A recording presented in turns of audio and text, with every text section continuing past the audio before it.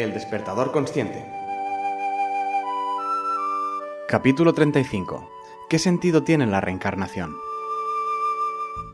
Para empezar tratando este tema es necesario, casi imprescindible, abordar ciertos aspectos previos. El más destacado sin duda es la posibilidad de que exista el alma humana, principalmente porque si damos por hecho que el alma no existe, toda la teoría de la reencarnación se queda en nada. Podéis encontrar muchas fuentes de información al respecto de este tema en internet y en varios libros, sin olvidaros nunca de vuestras percepciones y sensaciones al respecto, que no son menos importantes. También podéis retomar el capítulo 8 de este podcast, que quizás sería recomendable escuchar antes que este, para poder interpretar mejor todas mis palabras, pero eso ya lo dejo a vuestro criterio. Sin querer extenderme demasiado sobre esta cuestión previa, yo sí creo que existe esa especie de alma humana. En mi caso no me gusta verla como nos han mostrado en las películas, como esa especie de fantasma translúcido que vive de alguna manera dentro nuestro. Lo que sí creo es que el alma está conformada por algún tipo de energía, y si creo esto es principalmente porque todo en el universo conocido es energía. ¿Por qué íbamos nosotros a ser menos? Se podría decir que la materia física en realidad es energía que se ha densificado tanto como para alcanzar ese estado palpable que todos conocemos y podemos ver y sentir. Pero si este enfoque no os convence por considerarlo demasiado espiritual o metafísico, enfoquémoslo desde un punto de vista más científico. Estaremos de acuerdo en que nuestros cuerpos, así como todos los seres vivos, están formados por células, y estas a su vez por átomos. Los átomos varían su composición en base a las partículas que los conforman, y el movimiento de electrones genera una cierta energía, ¿verdad?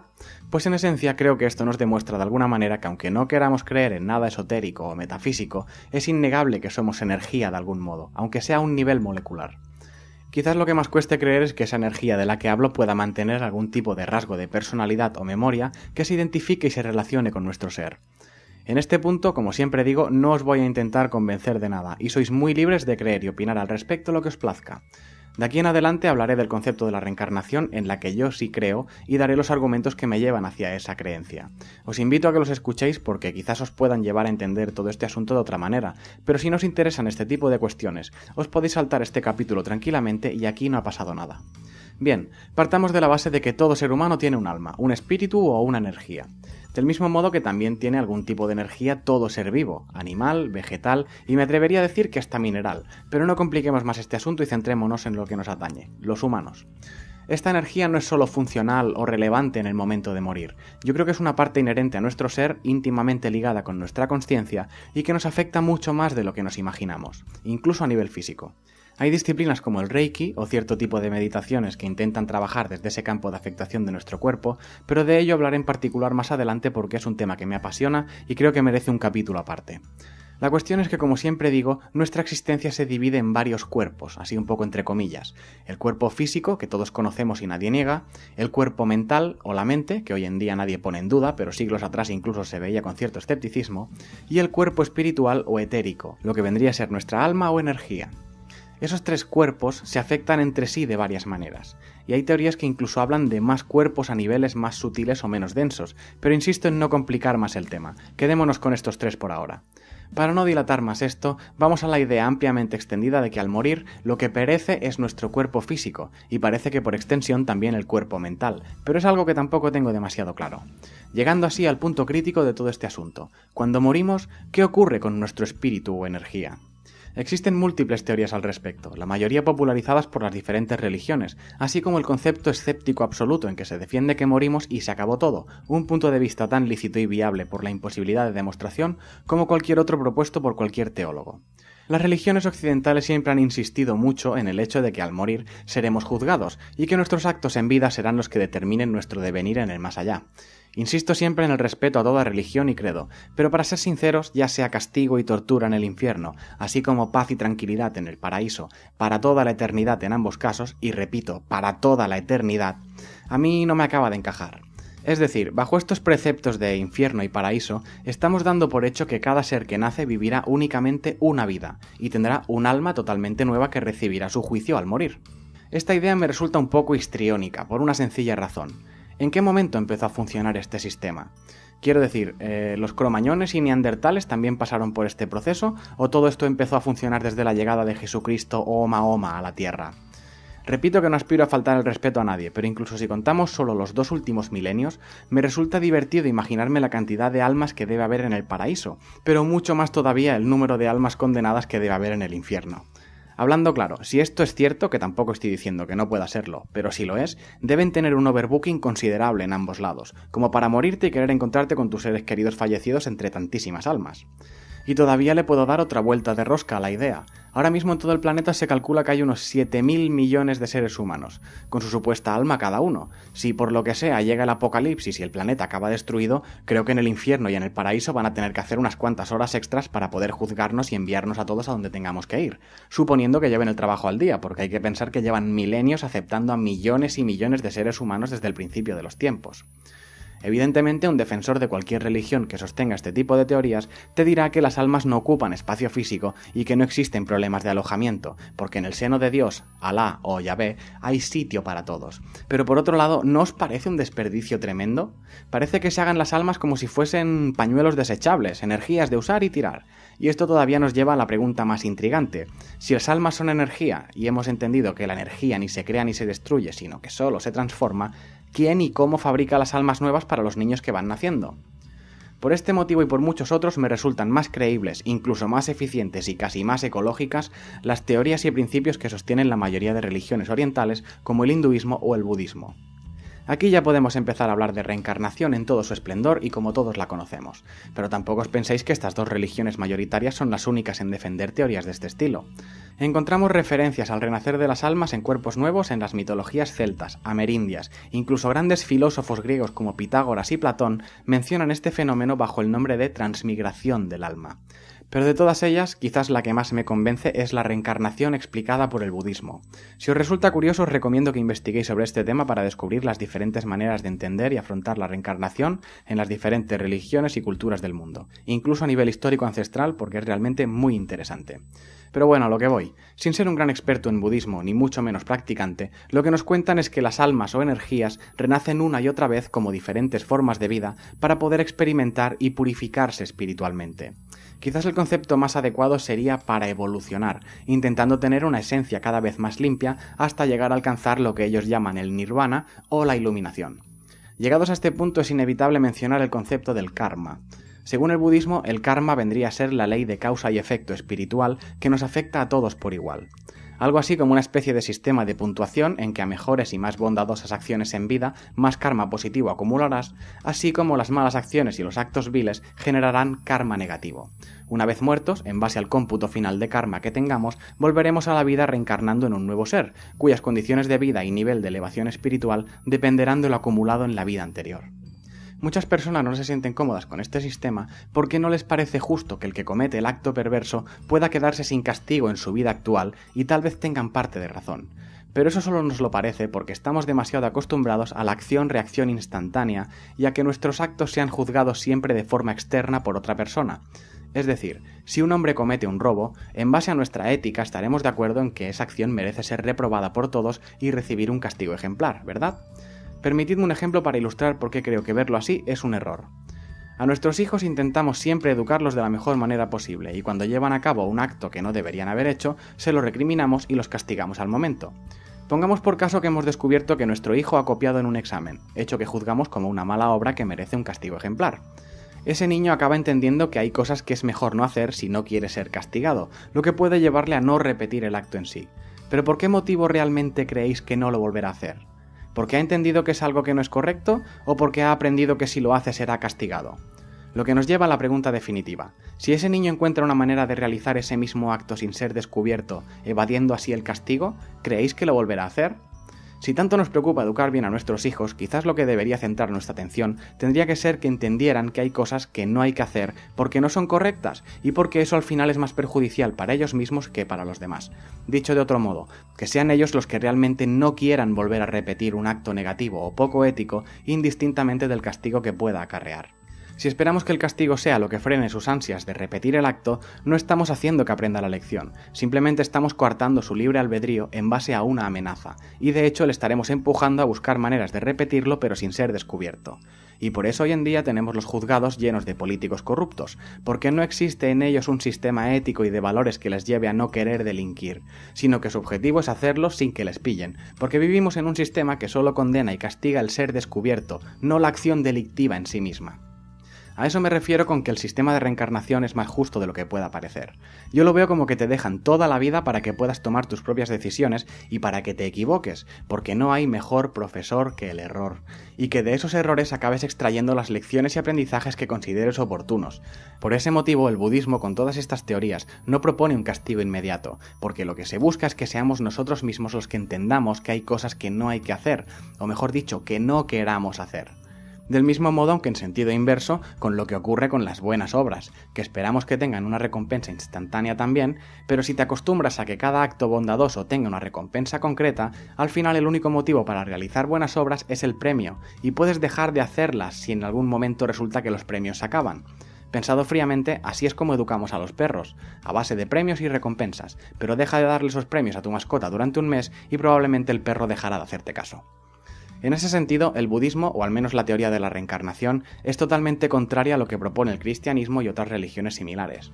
La Biblia nos habla del libre albedrío que nos regaló Dios, pero ese mismo Dios supuestamente te amenaza con sufrimiento para toda la eternidad si no haces lo que Él se supone que dice.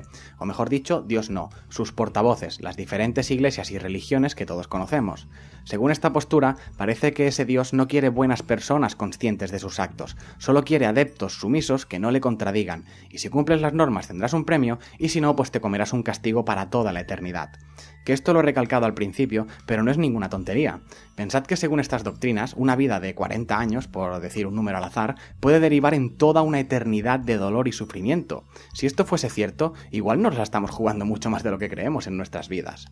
En ese sentido, el budismo también lo enfoca diferente y da margen a que cualquiera, incluso el ser más despiadado que haya existido, tenga la posibilidad de redimir sus errores, así como el más bondadoso tenga la posibilidad de caer en la oscuridad, porque para entender la experiencia de la vida al completo es necesario pasar por los dos lados. De ahí viene el símbolo del yin y el yang. Que con esto de la condenación o salvación eterna, no digo que el cristianismo sea la única religión que lo defiende, pero en esencia lo que buscan este tipo de doctrinas es doblegar la voluntad del ser humano mediante el miedo, y así no se aprende absolutamente nada. El budismo, por contra, te deja que te equivoques, incluso que insistas en tu error. Que alguno dirá, ya, no te castiga en el momento, pero te castiga más tarde en la siguiente vida, es lo mismo. Pero no es lo mismo. El budismo lo que defiende, o al menos la reencarnación como yo la entiendo, es que seas tú mismo el que aprenda de tus errores y vuelvas a ser tú el que quiera enmendarlos. Como he dicho al principio, no soy un experto en budismo y no busco defender ninguna doctrina por encima de otras, así que de aquí en adelante lo que expondré será cómo veo yo la reencarnación en sí misma. Cuando yo pienso en la reencarnación, desvinculándola de cualquier credo, no me viene a la cabeza ninguna especie de contable del más allá que hace ese balance final de karma y te dicen qué te vas a convertir. Lo que yo siento y defiendo es que una vez mueres, seguramente tengas la posibilidad de repasar todo lo que ha sido tu vida para así entender tus errores y aciertos desde un plano de conciencia más elevado. ¿Habéis oído alguna vez eso que dicen que antes de morir es como si pasara ante tus ojos una especie de película de tu vida a cámara rápida? Pues yo creo que debe ser algo así. Es entonces cuando tú mismo puedes entender tus errores y aciertos y decides cómo será tu próxima vida. Si al morir descubres que fuiste un ser muy avaricioso y eso te hizo perder a tu familia y amigos, tal vez decidas iniciar una nueva vida en un entorno más humilde y en una familia muy numerosa para entender que no necesitabas tanto para ser mejor persona o para ser querido y admirado. Si descubres que fuiste injusto con los hombres de raza negra o con las mujeres, tal vez decidas renacer como mujer negra para entender lo que se siente cuando son injustos contigo.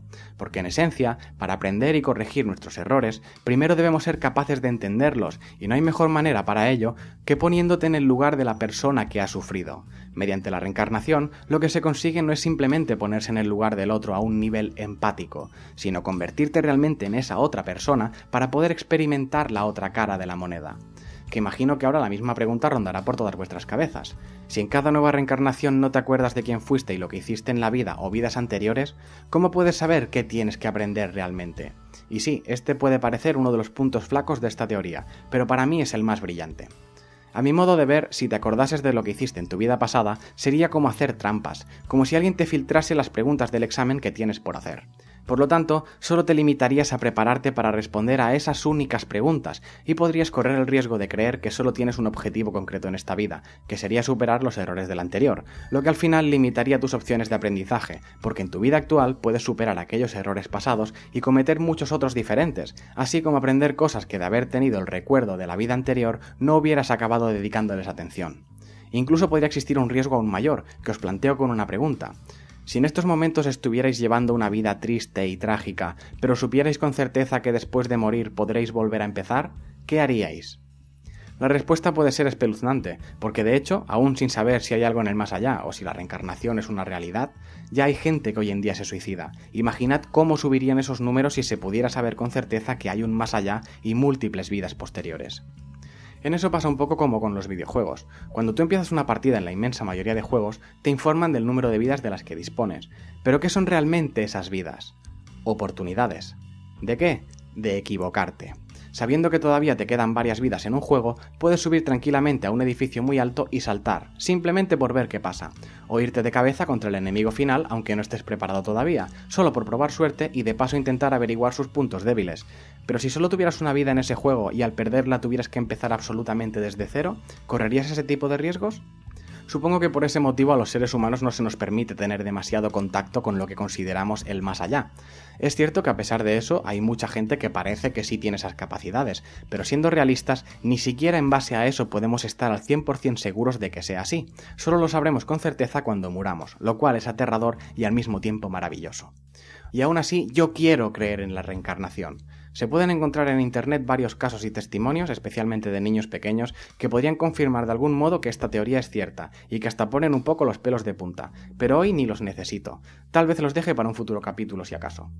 Yo quiero creer en la reencarnación, con testimonios o sin ellos, por varios motivos. El más importante es porque me gusta pensar que lo que estoy haciendo ahora en mi vida tiene más sentido que simplemente existir por existir, y que puede llegar a trascender de alguna manera. Esa idea me ayuda a darle más intensidad a mi historia vital, porque me empuja a querer aprender más y más, a no querer dejar de crecer. Y soy consciente de que quizás todo eso no sirve para nada, porque todas estas historias pueden ser tan ciertas como falsas, pero así es todavía mejor, porque eso me demuestra que en realidad quiero seguir aprendiendo, simplemente porque he entendido que aprender, en el ámbito que sea y de las formas más inesperadas, es lo que le da sentido a la vida. Es cierto que el budismo o la reencarnación prometen recompensas a largo plazo, pero en realidad no es necesario estar pensando en ese largo plazo o esas vidas futuras, porque cuando vives tu vida con intensidad, con ganas de aprender y crecer y con el nivel de consciencia más elevado que puedas, las recompensas las encontrarás en tu día a día y no en las vidas futuras, si las hay, sino en tu vida actual.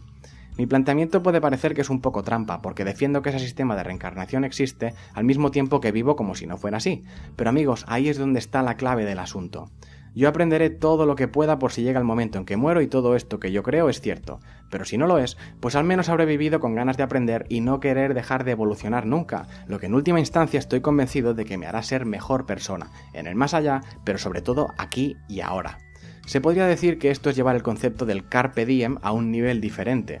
No es únicamente vivir como si no hubiera un mañana y sin pensar en las consecuencias, sino vivir como si te fueras a morir hoy, pero pensando que quizás todo lo aprendido pueda servir de algo, bien en tu vida actual o en las futuras si es que eso llega a ocurrir. Un poco como cuando nos ponían deberes para el fin de semana cuando íbamos al colegio, ¿os acordáis? Había dos opciones, hacerlos el viernes por la tarde y así tener todo el fin de entero libre, o no hacer nada durante el fin de y luego agobiarte el domingo por la noche por no tener tiempo a hacer todo lo que se supone que tenías que hacer. Yo confieso que siempre he sido más de los segundos, hasta que he entendido que los deberes, al menos los de la vida, pueden ser muy interesantes y hasta divertidos si los haces a tu manera y desde la consciencia.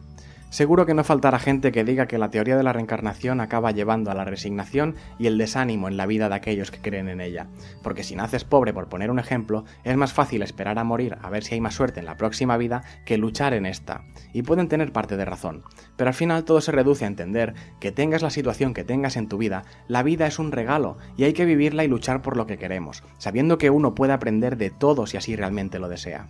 Porque independientemente de que exista la reencarnación en nuestro mundo o no, puedes nacer pobre y pasarte toda tu vida sin recursos económicos, se deba eso a una decisión tuya de antes de nacer o no, pero eso no tiene por qué ser un motivo para que no puedas llegar a ser inmensamente rico si así lo deseas. Y no estoy hablando precisamente de dinero en este caso. ¿No hace un día fantástico para estar despiertos? Buenos días a todos.